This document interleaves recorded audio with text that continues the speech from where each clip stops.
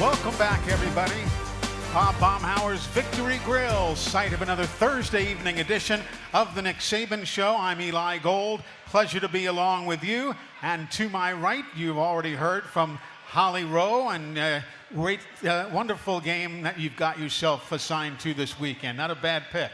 Oh, it's a huge game, and I've been listening very closely to the head coach's press conferences this week. And I think the thing I've learned the most is that it's important to have pride in your personal performance so that you have done all the things that you can to prepare. So, Coach, I wanted to ask you, where do you get the pride in your personal performance? Because when you were a kid, the Black Diamonds went undefeated for a long time when you were a player, right? Yeah, we had good players besides me. So where did that pride in your performance come from? I'm curious, because you preach it very well to your players to get them ready to go. Well, you know, I think that when you have expectations, that comes externally, you know, from somewhere else. But when you have a standard that you're trying to play to, you know, that's kind of comes internally in terms of what you want to accomplish, what you want to do, how good you want to be, and you have that kind of focus, you know, every day in everything that you do. I used the example last week, you know, on this show about, you know, Michael Jordan circling, his trainer said, which is the most important games? He circled them all. And he said, I don't care about who I'm playing against. That's not the motivation for me. It's the elevation of my game to be the best that I can be. I'm not looking for somebody else to motivate me externally, but it's interesting as human beings, you know, we get motivated by what somebody else says, what somebody else does, what somebody else thinks, and we try to prove them wrong. But if you truly have, you know, character, you know, you have goals and aspirations of things that you want to do, and you're actually focusing on the process of what you have to do to make those things happen. I think so many people are so outcome-oriented, especially now because we kind of live in an outcome-oriented society. Everything's on the internet. Everybody has expectations. But if you can focus on what you need to do to get the outcome, I think that is a tremendous advantage. Now, it takes some, I'm going to call it nerve control, to be able to do this, because you have to be able to control your emotions. You have to play with emotion but not be emotional, because in games like this, when you get emotional, then you don't make good choices and decisions. You lose sort of your focus on what you need to be doing, and you make sort of bad decisions and bad choices, which can cost you in terms of your execution. So nerve control is important. Be emotional, play with emotion, but don't be emotional and make poor choices and decisions. I asked Jalen Milroe this week, does he feel like he performs well under pressure? And he said, I perform well when I know I've put in the work to be prepared. I thought that was a really good comment from your quarterback. And that's that's one of the things you teach. You do it so often that you can't get it wrong. You do it so you get it right. That's right. And that's one of the parts of that philosophy we're talking about. It's so evident in everything that you do, and I think if you can self-assess, and I've said this before too, just like we have good, bad, and ugly on Monday. And when everybody does what they're supposed to do, everybody's focused, they pay attention to detail, they do the little things right, we have very successful plays. I don't care if it's offense, defense, or special teams. When you don't pay attention to detail, you don't get in the right formation, you don't send a guy in motion, you don't cover the right guy on defense, you don't make the right adjustment when they go in motion, then bad things, you know, happen. And you control that, and you control that to a large degree by your preparation, which gives you the confidence to go into the game knowing exactly what you're supposed to do. And you're always going to see something a little different in the game, so you got to have enough sort of poise to be able to adjust and adapt and apply the things you know to what you are seeing. I've always heard it said that teams make the most improvement, hopefully, from week 1 to week 2. Did you see that type of improvement this week? Yeah, I think, well, there was a lot of good things in the last game. You know, our guys had good energy. They played hard in the game. I think they tried to play more physical. I think we played more physical in the game. We won the turnover battle. We only had 3 penalties. You know, we were really good in the red zone and on third down offensively because guys focused on execution. Now, the one thing you have for the first game is you have more time to prepare, so you can rep more and all that. And obviously the quality of opponent that we have this week is going to be, the quality of players is going to be more challenging for our players. But At the same time, you get a chance to see where you are. You know, playing the first game is a great barometer for players to, see where I am, what conditioning level, how prepared was I able to go out and execute with consistency, what do I need to do better in practice. So all those things sort of come to fruition for you. So if you're smart and you can take advantage of it and you have competitive character, you will take advantage of it. You will focus on the things you need to do to get better. And I think our players, have done that. But, this game this weekend is going to be a huge test for individual players, and because they're going to play against a really good player. Sure. And you've heard me say before, talent gets you so far, but then you got to have the right mindset. Well, now you're going to get challenged by a really good player. How are you going to respond to that? And then how are we going to respond to that as a team in terms of how can we execute together as a group with everybody being accountable to do their job? Coach, let's go to the phones. Pee Wee is on the line. There's not a big surprise right there. He always joins us as our first caller, Holly. Pee Wee's call brought to you by Alabama 811 to help prevent injuries, outages, and loss of life. Call 811 or visit AL811 before you dig. It's free, it's simple, and it's the law. Pee Wee, welcome into the show. You're on with the coach. Hey, Coach, how are you doing this evening? Doing good, Pee Wee. How about it? How are you? I'm doing well, sir. Good. The offensive line overall played very well last weekend, but there was some breakdown in protections, and we did give up 3 sacks. So against this Texas team, who we're probably going to see a lot of blitzing from, can you kind of just explain a little bit, whose responsibility is for pointing out what and how the running backs know who to pick up, or do they just kind of wait and see who comes through the line? Because we missed a couple right there as well. Well, I think 2 of the sacks for sure were not really offensive line sacks. They were, running backs. They tried to block the right guy. I was on a radio show this morning, and they tried to tell me that nobody knew who to block. That wasn't the case. Everybody blocked the right guy. The guy just ran over the back, a couple times. So you have 5-man protection. You have 6-man protection. You can have 7-man protection. So when you have 5-man protection, that means the back's free releasing or you're in empty or whatever. So the 5 offensive linemen have to have the 5 guys. So you can 5-0 it, which means we're all going to block single man-to-man. You can try to slide the protection one way or the other, which leaves somebody on an island but helps the other guys. But there's 5 guys to block 4. If they have 5, 5 to block 5. If they bring 6, you got to throw the ball hot. It's just simple math. All right, we were in 6-man protection each and every time that we got sacked last week, which means the 5 down guys have somebody and 1 linebacker, and the back has another linebacker. So if they plug both backers, the back's got to be able to step up and block the guy. If they plug his backer, he's got to step and block him. If they just plug the other backer, he can check out. So, but we were in 6-man protection most of the time because this team blitzed a lot. And we knew that going in. That was kind of their MO of how they wanted to play. And I said last week when we played them, it would be big little. There would be big plays in the game, which we made some big plays when they were in pressures. And there would be some times where they created negative plays, which they were able to do. Sometimes it was our misexecution or inability physically to do what we needed to do. Now, you're going to play a much more talented team this week. And they have 2 really good pass rushers inside, so it's going to be a challenge for us. Their 2 inside guys on defense are probably as good as we'll play against all year. I mean, they're really talented guys. They're big, they're physical, they're powerful, they can pass rush and move. They can power rush you, and they have enough quickness to get on the edge. So us being able to get movement in the center of the line this week is going to be critical, and us to not have a soft pocket is also going to be critical. And then they're athletic enough that when they do blitz, you got to be able to block the people. They got a couple decent edge rushers too. So, but I think the team that we played last week blitzes more than almost anybody that will ever play. So people think that Texas is going to put a lot of pressure on us. I think they will blitz. I think what they do really well is whoever has the back. Okay, let's say we're in 6-man protection. And 1 backer comes and the back has to block them. The other backer's going to green dog fast. All right, so a 5-man rush turns into a 6-man rush, and it looks like a blitz, but it really isn't.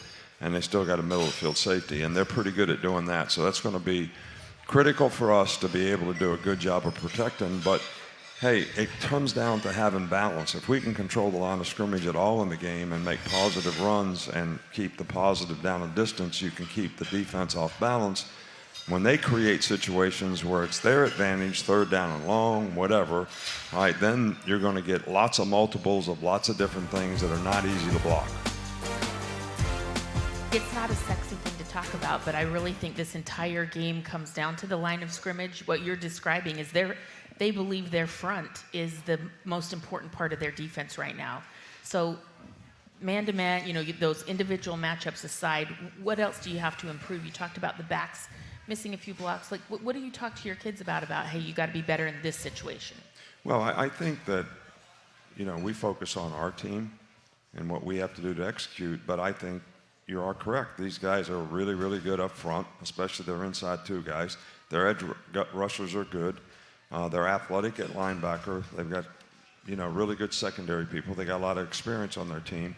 So it's going to be a challenging game, but these guys will play more basic defense because they are good enough to put pressure on with force, so they don't have to, take a lot of chances, even though I do expect they'll pressure us some. But we got to be able to take advantage of what we have to do. I mean, and there's matchups in the secondary. You got to win. Receivers got to get open. We got to win. Even when we block them, somebody's got to get open because they will play man-to-man. They play a lot of match coverage, quarters, match coverage. So there's a lot of matchups. I mean, that's what Sark's really, really good at when it comes to matchups. He's going to look at where am I going to put number one, who am I going to get him on so we can throw him the ball and get him open on these things, and where am I going to get my tight end. And they've got really good skill guys. They've got a pretty good offensive line. The quarterback's a good player. They lost a great runner, but they got good runners. So this is a good team. They got a lot of good players. But look, it's a great challenge for us. I mean, hey, we've sacrificed a lot to get ready for this season. Every one of our players have worked hard all off-season, all spring, all summer. They worked hard all fall camp. And this is what they work for. This is what they made the sacrifices for, to be able to play in games like this and with challenges like this. So it's exciting to have the opportunity. It's not something to, be fearful of. I mean, and there'll be adversity in the game. I told the players after practice today, better get ready for a street fight. So you're going to have to punch them. They're going to punch you. You're going to get knocked down. You're going to have to get up. You're going to knock them down. All right, but it's who can grind it out for 60 minutes in the game. Adversity breaks some people and makes some people great. Mm-hmm. So but you got to have a sense of character to be able to comprehend that and be able to sustain when things aren't going exactly right. And when you have games like this, it's not going to be perfect for us. It's not going to be easy for us. It's not going to be easy for them. So you have to be able to sustain and grind it out and try to dominate your box. And that's not going to happen on the first play. It's going to happen in 50 plays or 70 plays or whatever, but you got to keep grinding or it's not going to happen. Yeah. Coach, how are things looking injury-wise this week now? Well, we've had a lot of issues in the secondary with some of these guys, so we're working hard to try to get them ready. Malachi's been able to practice some. Jalen Key practiced some today. Both of them will be game day decisions. It's not, secondary is not some place you can play if you can't move around pretty good. But I've been encouraged by the progress that they've made. Good. I have to leave it at that. We're coming right back. More from the coach. Don't you go away. We'll take your phone calls as well at 877-202-BAMA on the Crimson Tide Sports Network from Learfield. Hey, folks, get ready and get game day ready to enter to win 2 tickets to the Bama-Arkansas game on October the 14th, plus $250 worth of gear from Alumni Hall. Enter at the Contest Central location on RollTide.com. Alumni Hall in Midtown Village, your ultimate Crimson Tide shopping experience. Holly Rowe, great to have you with us. Why don't you pick it right back up with the coach? Well, Coach, we talked a lot about what we can expect from this game, but one of the things that I think is really interesting is Jalen Milroe told me this week that when he was a kid, he grew up in Katy, Texas, and the first report he ever did, he ever wrote for grade school, was about a quarterback named Vince Young. how did you get this kid out of Texas to be your quarterback, and now he's playing against his team growing up? Well, he was actually, it's kind of an interesting story. You know North Carolina's quarterback? Yes, he's very good. He was committed here. Drake May. Drake May. And for quite some time. And I think Jalen Milroe had committed to Texas because Drake May was like 1, Jalen Milroe was 2. You know, we were going to go down this quarterback line and see who could we get. So when we got Jake May, we lost Jalen Milroe, and then May switched to North Carolina, which, you know, his whole family, his brother played basketball, his parents both went there and all that, so I got that. So then we went back to Jalen and said, you know, we'd still love to have you come to Alabama. And he still wanted to come. So it was great. And he's worked really, really hard and made great improvement. I think he is very confident right now. I think Tommy has done a really good job with him, and he's a really good quarterback coach. So I think all those things have benefited him in a positive way in terms of his development. And he played well last week, and you know, we're hopeful that he'll be able to, you know, develop more and more with experience. He'll be able to develop more and more confidence and continue to play well. Coach, let me go to the Nick Saban Show blog at al.com. A question from Larry down in Foley, Alabama. He said, I know that we continue to recruit well in the state of Texas. Does this game have special meaning for a number of our players, or is it really just the next game once you get out there and get hit? Well, look, every player on our team wants to win the game. Sure. So it doesn't matter if their address is in Florida or Texas or Alabama. The team works hard. Everybody wants to have the best opportunity to be successful, especially when you play against a really good team. And there's a lot of pride involved in that. So, but I'm sure if you're a player from Texas, that it would have some special meaning for you to be able to play, you know, that University of Texas or Texas A&M for that matter, because you're playing somebody from where you came from, where you grew up around. And a lot of people that you grew up with probably are their fans. So now we're back to that external motivation thing that we talked about before, but it is what it is. And I think that there probably is some guys on our team, this is a pretty special game, but we want those guys to have nerve control too, what I talked about before in terms of being able to stay focused and play with emotion but not be emotional, so that they can execute and stay focused on the next play and just keep being intentional about how you execute and do your job. I think when you get too emotional, that's what you lose, you know, your intentionality of how you go about doing things.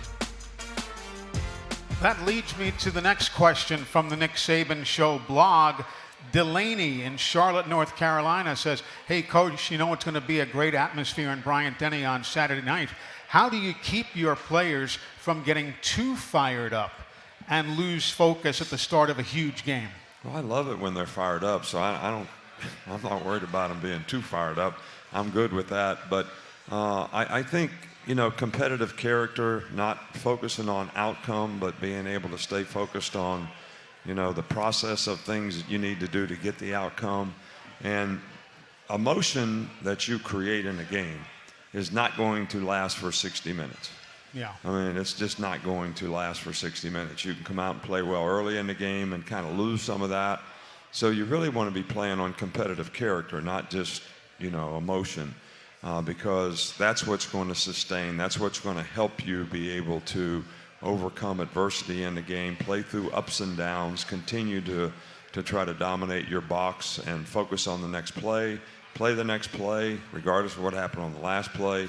That takes competitive character. You never want players to be frustrated when something happens in the game. Well, when you focus on outcomes, which we're all grew up, all right, with outcomes. What kind of grades did you make? I mean, what did you make on the test today? How many hits did you get in the game you played in? I mean, everything that we do is outcome oriented. That's how we all grow up. And now it's worse because you got the internet, so you get feedback from that. But you really want to keep people focused on what do I have to do to get the outcome? And how can I stay intentional about that? And that's really important in not getting frustrated. Because you get frustrated because you don't think you're getting the results that you want. Or you think somebody else thinks you're not getting the results that you want. So again, all these external things are creating an emotional instability that doesn't allow you to execute. It seems like it should be easy, but it's not. It's not, you're right. Coach, a visitor right here at Baumhower's with a question. Good evening. Hey, Coach. Now that Kool-Aid McKinstry is a junior, has his role on the team changed any?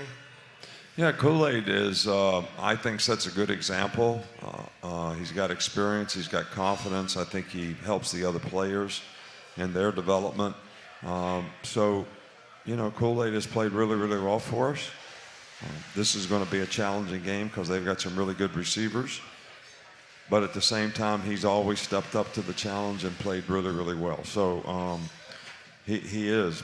You know, Malachi has developed into probably the, you know, if you're going to take every position on a team and let them vote on their position, okay, who do you think is the leader?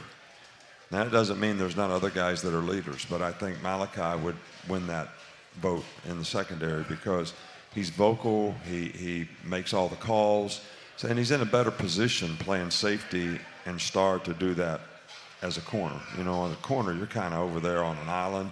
You got to guard the guy you're guarding all the time. You got to get the call, you change it up. But when you're a safety, you're making all the calls, so you're in a better position. Just like, you know, Lawson is in a better position being the Mike linebacker making all the calls, even though he plays Will sometimes too, but he makes all the calls internally for the whole front seven. So he's in a better position from a leadership standpoint than, let's say, Dallas Turner or Chris Braswell, who play on the outside. Now, they're great pass rushers and make a lot of plays, and they're really good players. And they set a good example, and they have their own qualities of being positive leaders, but they're not in the same position to do it. So I think, and I think other players look for those guys for their leadership. Thank you, sir. Holly? So I thought it was interesting at practice today, you did crowd noise. And you know, that's a common thing. You might do crowd noise when you're getting ready to go on the road and play somewhere that's loud. Right. But you did crowd noise when your defense is on the field because you know your fans are smart and are going to try to disrupt the Texas offense. How are you working with your defense to make sure they can communicate well when the crowd is trying to disrupt Texas's offense? I thought that was interesting today. Yeah, well, first of all, communication on defense is probably just as important as it is on offense. And maybe more important because you got to make more post-snap or after they get ready, somebody goes in motion, they rocket motion, you're changing, they snap the ball, and people are on the moves, and you're making adjustments on the run. So ability to communicate, all right? So when there's noise, and I want our fans to be making noise. I want our fans to be disruptive to Texas's offense so they can't change plays, and it affects their cadence and their ability to communicate because of the noise. Well, if you turn that around, we're over there running around on defense. How is our guy supposed to? So if you can't use hand signals to communicate, and that's why we do that and force our players to make hand signals, because they'll go out there when there's no noise and they'll tell the guy, you know, the next guy what to do. Well, now there's a bunch of noise, you tell him he can't hear you. So you have to use hand signals on defense to be able to communicate. When you play at home, it's probably more important than even when you play on the road. You got up to 102 decibels today at practice. So really? When Bryant Denny's going crazy and it's 110 decibels, you'll know that you guys are prepared for it. I thought that was awesome. We're coming right back, folks. There's lots more to talk about. The Nick Saban Show, presented by Alpha Insurance. And if you'd like to ask the coach a question, give us a call on the Yellow Hammer Brewing Hotline, 877-202-BAMA, here on the Crimson Tide Sports Network from Learfield. Alabama leads 21-0. 3 wide right side, snap to Milrose, steps back, steps up, loads up, looks long, has a man, touchdown, Alabama, Isaiah Bond. Nice pass-catch combination right there as Alabama goes on to the big win over Middle Tennessee. The Nick Saban Show, presented by Alpha Insurance for auto, home, and life insurance. Call Alpha. And this segment of the show is also brought to you by Coca-Cola Zero Sugar.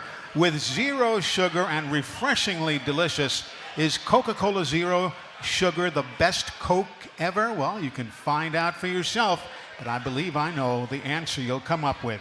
Coca-Cola Zero Sugar. Back to the phone lines. Harrison joins us from Florence, Alabama. Hi, Harrison. Good evening.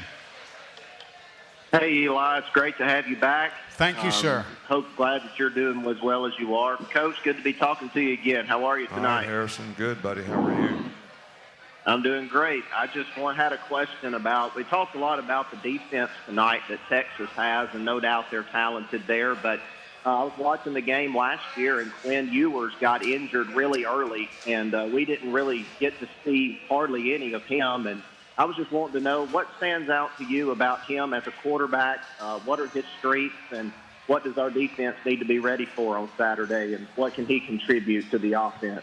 Yeah, well, he's a really good player, very good passer, very accurate with the ball, good decision maker, is adequate athletically to be able to move around and avoid people in the pocket, will run if he needs to get a first down. I wouldn't really classify him as a guy that you would say is, a dual threat guy from that standpoint, but athletic enough to make a play if he needs to. But he's a really, really good passer. They have a really good system on offense. As you know from Sark being here, it's a lot the same things that, they did. A lot of motions, a lot of formations, a lot of shifts, a lot of guys being put in different positions where they have an opportunity to make a play. They've got a really good tight end that they utilize really, really well. So, and they're able to run the ball and create balance, because they are definitely going to create balance and not just, keep dropping back and throwing it. They have really good play action passes off their running game, and that's when they take a lot of shots, and they've made a lot of big plays off those play action passes, and he's able to complete the ball. It's just some really good skill guys. They made a couple big plays early in the game against us last year, and it's going to be important that we can control that part of the game and not allow them to get explosive plays. And those of you who just like to go by numbers, Ewers now 116 consecutive passes without an interception. So the guy does use his smarts and his arm. Yeah, we talked to him yesterday and did a Zoom call with Quinn Ewers, and he's dropped 18 pounds, has completely transformed his body, and is showing up with a little more athleticism. So I think what you said is correct, Coach, of maybe not a dual threat guy, but definitely can extend a play and be athletic if he needs to be. And has ran for a couple first downs in critical situations in the game last week when he needed to, when the pass rush broke down. So he's very capable. Another visitor here at Baumhower's, Coach, with a question for you. Good evening, sir. How you doing? Hey, Coach, you've coached in countless big games. Has your preparation for the team changed over the years from your early years of coaching to today as far as preparation? And additionally to that, when you're talking to your new coordinators for a big game like this weekend, what do you tell them, first time out? Well, I hate to keep referring to the Michael Jordan deal, but I don't really look at the schedule and say, okay, this game's important, this game's important, this game's important, so we're going to prepare differently for this game than we are that game. And I don't want the players to do that either, because all the games are important. Every practice is important. It's an opportunity for everybody to get better. So I have a routine that I go through that has been the same for a long, long time in terms of when do I do what. The first thing I do is we go over the last game. Then I look at the other team's offense, being a defensive guy, and I look at a book that's probably that thick by formation, and I make notes on all those things. And then when I meet with the defense, we go over all those things and how we're going to adjust and adapt to all those things. Then I do special teams. All right, then I do the offense. All right, so, and then every day when we practice, we evaluate what we decided to do and how does that work or not work. So you watch the practice film with the coaches on defense, on offense, on special teams. So, and the preparation is never, okay, we got a big game this week, guys, so we got to stay here later and work here harder and make more dumb decisions later than we would if we made them earlier. I mean, we're doing the same kind of how can we put our players in the best position to make plays? How can we organize practice in a way where it's most beneficial to them be able to make improvements? And the routine of doing that, I think, is important for players because every week they expect the same things. Like when we go in the meeting today, they know we're going to go over 2-minute and 2-point plays. You know, when we went in the meeting yesterday, they knew they were going to do red area and third down. And this is what we're presenting. This is what they do. And, you know, so there's a routine to it that I think helps people prepare, which I think is really, really important. And it helps them develop confidence because when they go to practice, they've been well schooled on what's going to happen in practice and what they have to do to react to it. Coach, you talk a lot about your routines, and you have been so successful for so long with the process because the process works.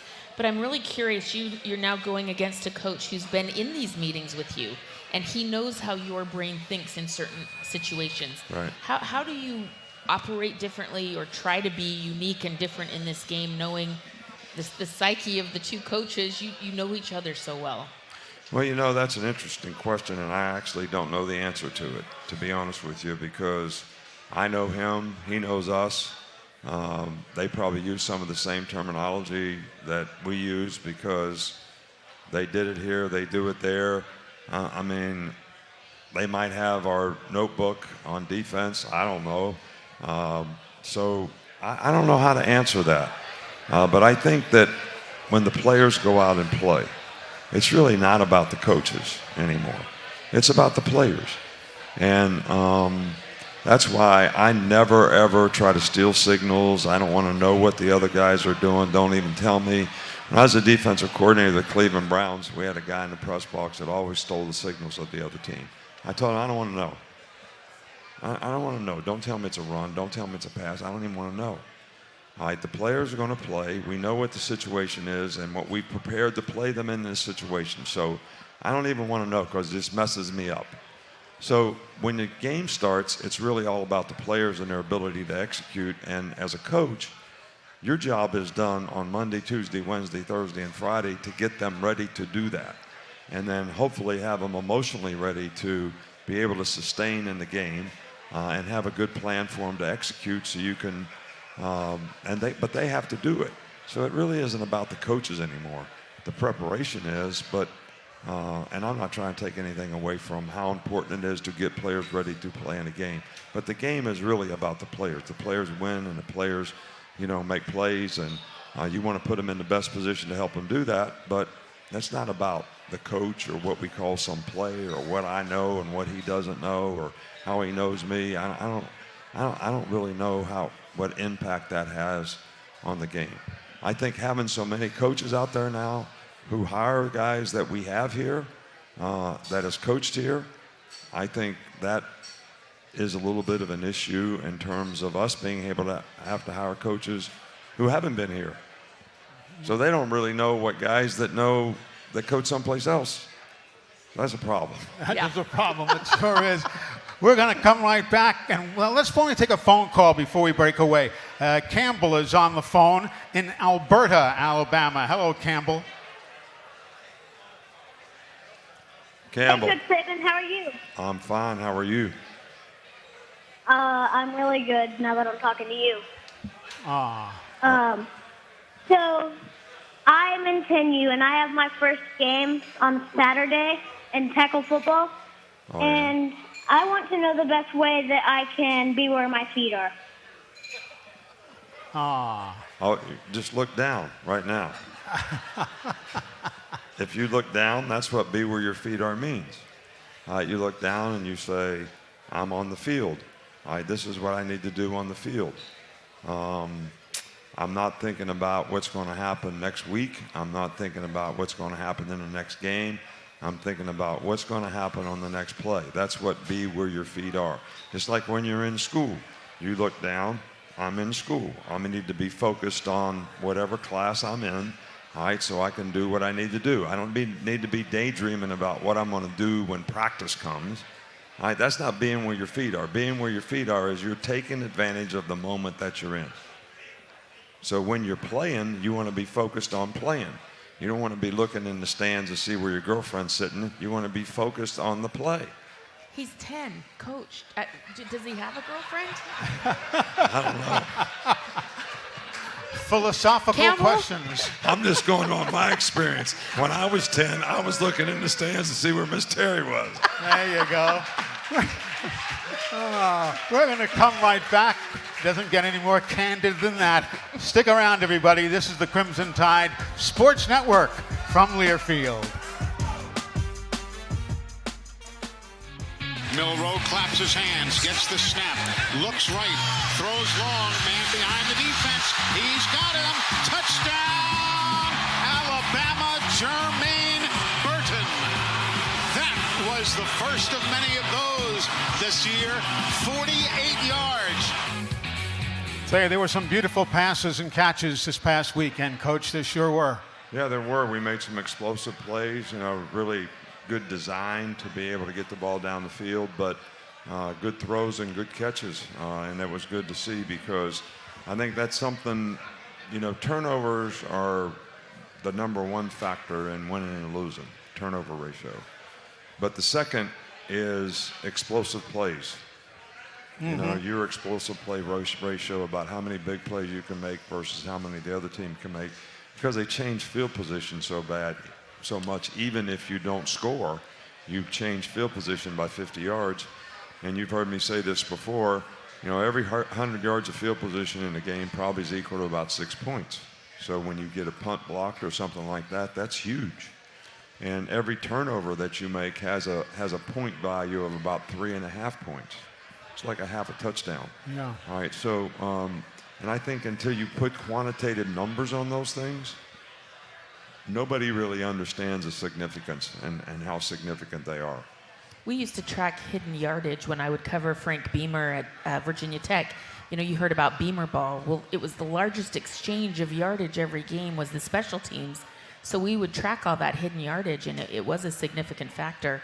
I had another question for you, Coach. Jace McClellan, I feel like he broke off some big runs last week, and he impressed me at practice today. How has your running back core really evolved, and what do you see in that young man? Jace is a really good player. He's a good all-around player. He's a good receiver. He's smart. He's a good blocker. Very instinctive as a runner. So he has had a great – he played great for us last year, but now he's sort of in a more of a leadership role with that group. But that group is one of the strengths of our team. There's 4 or 5 really, really good players there. Hopefully they can stay healthy, and hopefully they'll get lots of opportunities, but Jace is kind of the leader of the pack. Let's go to the phones. Coach Campbell. He was already on with us. Adam from Milledgeville, Georgia. Welcome in, Adam. How are you, sir? Okay. Hi, Coach. How are you doing? Good, Adam. How are you? I'm doing great, thanks. I'm a teacher at a college here in Georgia, and I really do the best I can to get my students to work hard and make the right choices to be successful. But I've noticed recently that when they achieve success, whether it's making an A in my class or getting an award for academic achievement, they get complacent. And they don't think they need to do the same things and make the same choices that enable them to be successful in the first instance. Like they can just show up and they'll be successful. And it's really frustrating. So my question for you is, what do you do to prevent your players from getting complacent and motivate them to continue making the choices and decisions that are going to enable them to have consistent and sustainable success? Well, the number one thing that I try to do is I think, sometimes people who aren't motivated don't have a sense of purpose. So if you ask them what their goals and aspirations are and what they really want to accomplish and what they want to do, and they tell you, and therefore they have goals and aspirations, and then you can sit down and say, do you know what that entails? So do you know what you need to do and what you need to be doing every day to be able to go be a doctor or whatever, get in Georgetown, whatever you want to accomplish and what you want to do. It could be go to college and play college football. Whatever it is, but then what does that entail? All right, so now you can lay out a process for them of things that they need to do, and then evaluate every day, are they editing their behavior to be able to do that? In other words, you could just ask them. Sometimes I just ask a player, are you satisfied with, you said you wanted to do this, this, this, and this, and these are your goals, and we laid down the things that you're doing. How do you think you're doing? If he says, I think I'm doing okay, I say, why? And he tells me what he's doing to make everything okay. If he says he's not, I say, why? And he tells me everything he's not doing, missing class, not turning assignments on time or whatever. All right, so he's learning how to self-assess, and ultimately they have to have discipline to execute every day to make the kind of choices and decisions to do it. But they're not going to do that unless they have a sense of purpose. And then you can always go back and reflect to them, you told me that you wanted to graduate. How is this behavior helping you graduate? Because we laid out, this is what you have to do to be able to graduate. I mean, it could be anything that they choose, but then you can always say, how is this behavior helping you accomplish the goals that you have? And how do we need to change it? And get them to self-assess about, here's my goal. Are you doing the things you need to do to accomplish the goal? And ask them how they're satisfied with the progress they're making. So that's kind of how I try to do it and make it about them, not do it for me or do it for Alabama or do it for your teammates, because everybody's self-absorbed. Everybody's got that, what about me in them? All right, so make it about them, and I think you'll see a little better motivation.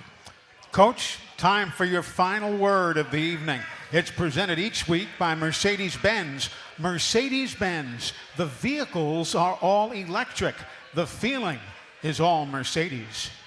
Yeah, well, this is a big game, no doubt, but I think it's a big game for a lot of reasons, but one of the most important reasons to me, and what I'm really anxious to see is, where are we as a team? It's an opportunity for every player on the team to play against a good player and see where he is as a team, as an individual player, and together, everybody being accountable and responsible to do things at a high level and at a high standard to see where we are as a team. I think that's, the most important thing, to me. Now, does it have other, things that can happen externally that really matter? But at this point, I think us being ready to play, the fans create an enthusiasm for us to be ready to play.